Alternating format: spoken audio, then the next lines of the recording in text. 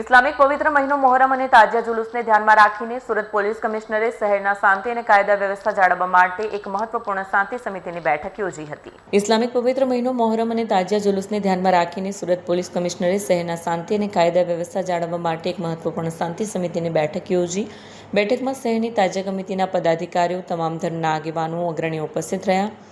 Police વિભાગના વરિષ્ઠ અધિકારીઓએ પણ બેઠકમાં ભાગ લીધો હતો।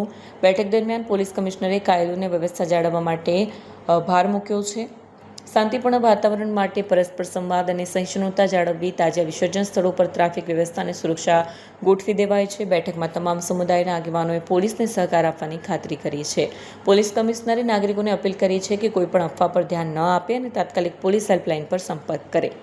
તારીખ 26 જૂનના રોજ મોહર્રમના તહેવારની ઉજવણી થવાની છે, ત્યારે એને જ ભાગરૂપે સુરત શહેરમાં ખૂબ સુખ શાંતિ સે આ તહેવાર ઉજવવામાં આવે એના માટે આજે જો શહેરના જો શાંતિ સમિતિ ના મીટિંગ જો એક રાખવામાં આવી હતી, જેમાં તમામ જો હિન્દુ, મુસ્લિમ અને તમામ બીજા વર્ગના જો તમામ સમાજના લોકો અહીંયા હાજર હતા।